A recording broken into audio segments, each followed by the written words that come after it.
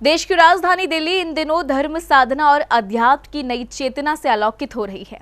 आचार्य श्री विशुद्ध सागर जी महाराज के ऐतिहासिक चातुर्मास ने दिल्ली को एक बार फिर जैन संस्कृति के विराट केंद्र के रूप में स्थापित कर दिया है। इसी चातुर्मास के शुभारंभ अवसर पर 28 जुलाई को सीबीडी ग्राउंड स्थित विशुद्ध देशना मंडप में वर्षा योग मंगल कलश स्थापना समारोह अत्यंत भव्य और श्रद्धामय वातावरण में संपन्न हुआ। हजारों श्रद्धालुओं की उपस्थिति, वैदिक जैन मंगल ध्वनियों और जय घोषों के बीच ये आयोजन राजधानी के धार्मिक इतिहास का यादगार अध्याय बन गया। श्रद्धा, भक्ति और आध्यात्मिक उल्लास के बीच आयोजित इस समारोह में सुबह से ही श्रद्धालुओं का सैलाब विशुद्ध देशना मंडप पहुंचने लगा। भव्य मंच, आकर्षक सजावट और जिनशासन के जय घोषों के बीच वर्षा योग मंगल कलश स्थापना की पावन विधि संपन्न हुई। जैसे ही मंगल कलश स्थापित हुआ, पूरा परिसर तालियों, मंगल ध्वनियों और जय घोषों से गूंजायमान हो उठा। आचार्य श्री विशुद्ध सागर जी महाराज का यह चातुर्मास केवल दिल्ली ही नहीं बल्कि पूरे देश के जैन समाज के लिए विशेष महत्व रखता है। राजधानी में आयोजित इस ऐतिहासिक वर्षा योग में देश के विभिन्न राज्यों से हजारों श्रद्धालु पहुंचे। संतों के सानिध्य में संयम, स्वाध्याय, तप और आत्मचिंतन की यह 4 माह की साधना अब विधिवत प्रारंभ हो चुकी है। समारोह की विशेष गरिमा तब और बढ़ गई जब श्रवण बेलगोला मठ के पूज्य चारुकीर्ति भट्टारक स्वामी जी भी इस ऐतिहासिक अवसर के साक्षी बने। उनकी गरिमामय उपस्थिति ने इस आयोजन को राष्ट्रीय स्तर की धार्मिक महत्ता प्रदान की। मंच पर उपस्थित संतों और विद्वानों ने भी चातुर्मास को आत्म परिवर्तन और समाज जागरण का श्रेष्ठ अवसर बताया। वर्षा योग के शुभारंभ पर आचार्य श्री विशुद्ध सागर जी महाराज ने अपने मंगल प्रवचन में श्रद्धालुओं को संयम, आत्मानुशासन और धर्म में जीवन का संदेश दिया। उन्होंने कहा कि चातुर्मास समाज के लिए आत्म जागरण और आत्म परिष्कार का स्वर्णिम अवसर है। चातुर्मास का उद्देश्य परम ब्रह्म अहिंसा की उपासना है। अन्य कोई उपासना नहीं है।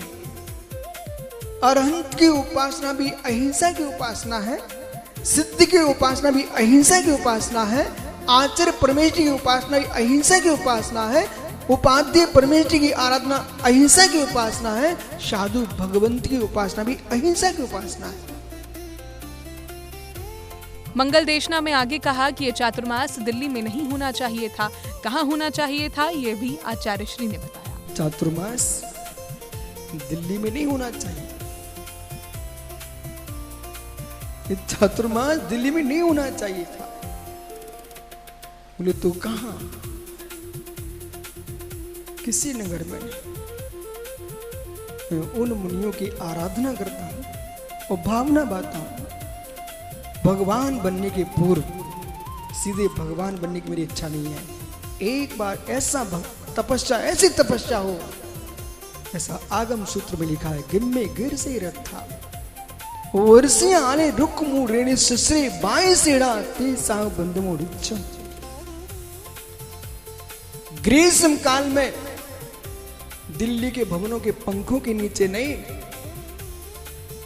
सूर्य तप रहा हो और पर्वत की चोटी पर खड़े होकर ध्यान करो।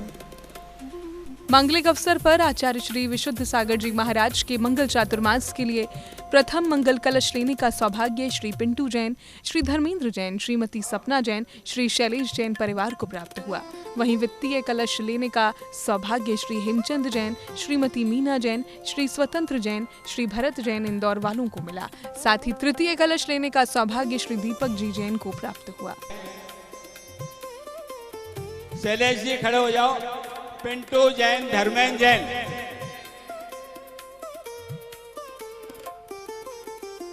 पिंटू जैन, धर्मेंद्र जैन, सपना जैन, शैलेश जैन जो बड़े भाई हैं इनके, और गुरुदेव जो बात कहते हैं वो टालते नहीं है, जैसे भी है मानते, कभी मना नहीं करते।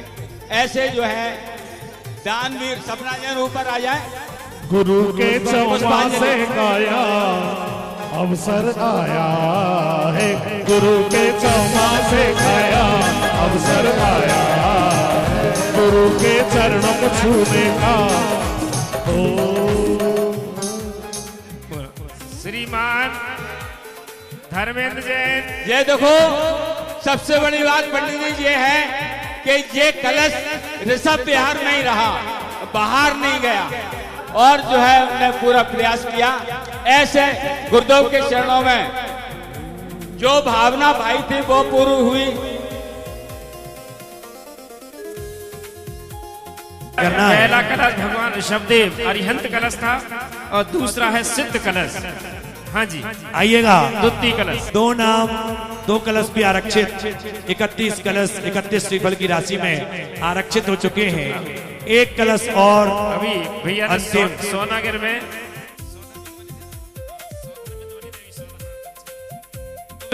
कुबेर का पद इन्होंने प्राप्त किया था। भैया ने के ऊपर गुरुदेव के पास वही आए जिन्होंने द्वितीय कलश की बोली ली है, अजय भाई, और बाकी को रोक दो वहीं पे। अधिक व्यक्तियों को हो और ऊपर तक मंच पर ना आने दो। सभी को नहीं आना है।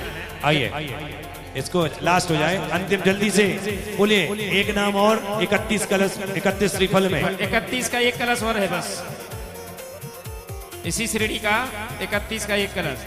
इस दौरान राज्यसभा सांसद श्री राजेंद्र जी ने भी गुरुवर के चरणों में नमन करते हुए अपने मंगल भाव कुछ इस प्रकार व्यक्त किए। जिसे बहुत बरसों पुराना रिश्ता है, मैं बहुत बचपने से छोटी उम्र से उनके चरणों में निवेदन करता आया हूँ।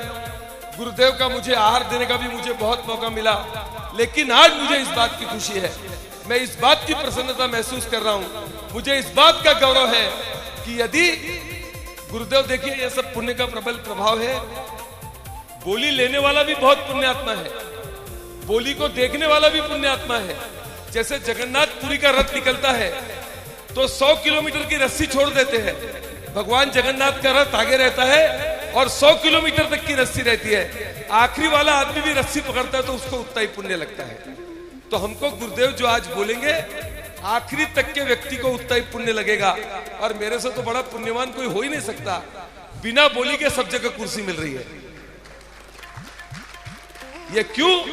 क्योंकि मेरी सच्ची निष्ठा, सच्ची श्रद्धा। 25 सालों में गुरुदेव वो आनंद नहीं है। पहले गुरुदेव के पास जाने के लिए पूरी ताकत, भीड़ से कूद काट के जाना, चरण स्पर्श करना, सुब्रत सागर जी को पकड़ना, ये सब करके करना पड़ता था, उसका आनंद अलग है। अब तो लोग पकड़ पकड़ के ला रहे, चलिए साहब, चलिए साहब।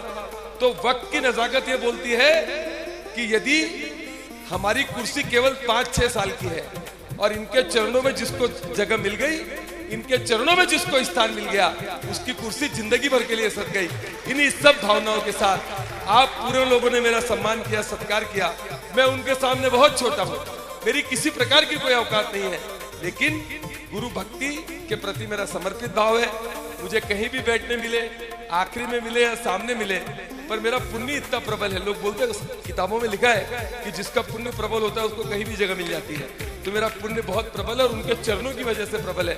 मंगल कलश स्थापना के साथ ही दिल्ली में 4 माह तक चलने वाले धर्म आराधना पर्व का विधिवत शुभारंभ हो गया है। आने वाले दिनों में प्रवचन, स्वाध्याय, तप, पूजन और अनेक धार्मिक कार्यक्रमों के माध्यम से राजधानी धर्म और आध्यात्म की अलख जगाती दिखाई देगी। आचार्य श्री की वाणी और उनके सूत्र, चर्या, संग हर तरह से बहुत उच्च कोटि के हैं। अधिक से अधिक संख्या में प्रतिदिन 3 बार प्रातः, दोपहर और शाम काल स्वाध्याय, प्रवचन आदि का कार्यक्रम आयोजित रहेगा। यात्रियों के रहने की और भोजन आदि की सभी व्यवस्थाएं सुचारू रूप से की हुई हैं। समाज से जो भी अच्छे से अच्छा व्यवस्था बन पाएगी, बन रही है, उपलब्ध कराने की पूरी कोशिश की जाती है। और ये बहुत ही हर्ष का विषय है। आज वर्तमान में तीर्थंकर तो नहीं है, पर तीर्थंकर समकक्ष, तीर्थंकर सम आचार्य भगवान विशुद्ध सागर जी हैं।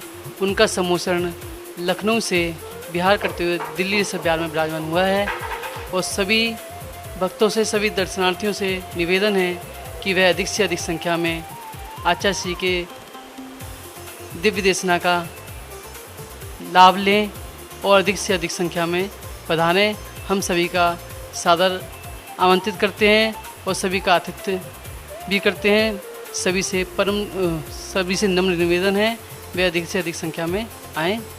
जय जिनेंद्र। श्रद्धालुओं का मानना है कि आचार्य श्री का यह चातुर्मास आने वाली पीढ़ियों तक स्मरणीय रहेगा। जैन फोकस चैनल के लिए दिल्ली से ब्यूरो रिपोर्ट।